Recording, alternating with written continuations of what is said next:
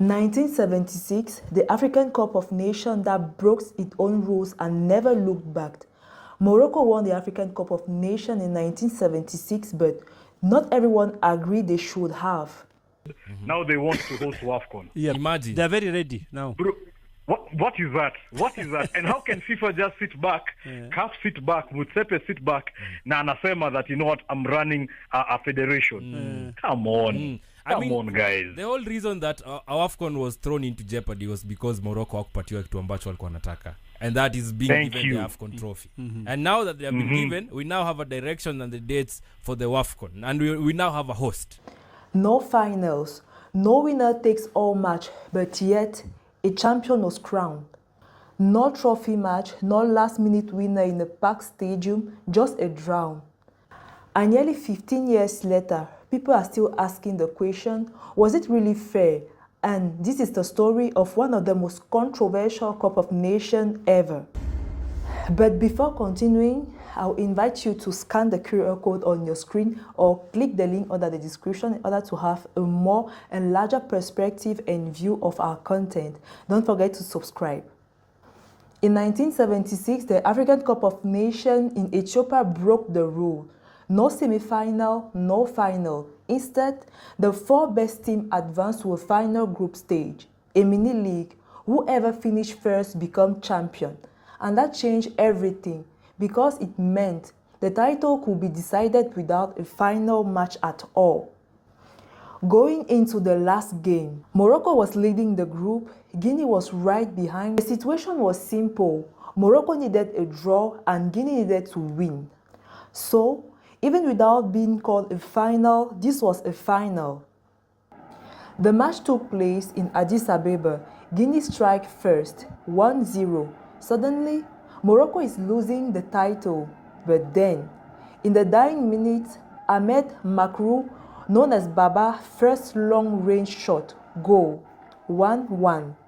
And just like that, Morocco became champion inside FIFA +1. On papers, everything was valid. Morocco finished top of the group.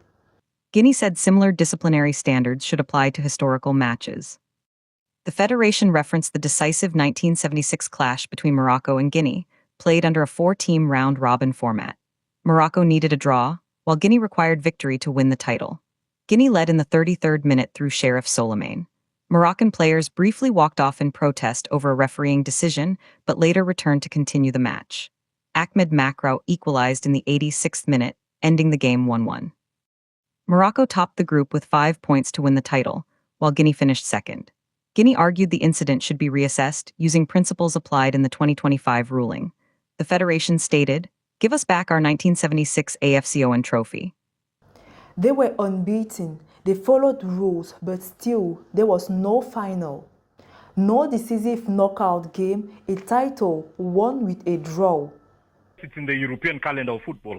So they won't take it seriously. That is one. To your second question, there's no credibility. The champions who won it in front of the eyes of the world are being told, you're not champions anymore. We are going to give this trophy, which is a paper trophy, to another country because they hosted it in Wakakosa. Yenye imeamuliwa kwa boardroom. Come on, if that's the case, basi Lampard arudishiwe bao yake ya 2010 ya World Cup. Yes, kama ni hivyo tata. And that is where the debate begins. Some fans argue that a champion should win a final. This format made things unclear. Others say rules are rules. Morocco deserved it. Even today, some discussion continues online. Some even bring up controversial and unverified claims. But some of them have very solid historical proof. What is certain is this. The format itself created controversy, and it was so unusual that it was never again used in the African Cup of Nations history. Despite the numerous titles, this remained Morocco first and only the African Cup of Nations title inside the FIFA. A historic moment, a legendary team led by a great player like Hamed Faras, but also a reminder that format can shape history and sometimes mark debate that lasts forever, and sometimes create doubt that lasts for decades. So here is the question: Was Morocco's victory of 1976 completely fair, or was it a product of a strange system? And if you like untold African football stories, like, subscribe, and share this episode. Because history isn't just about what happened, it is about how we remember it.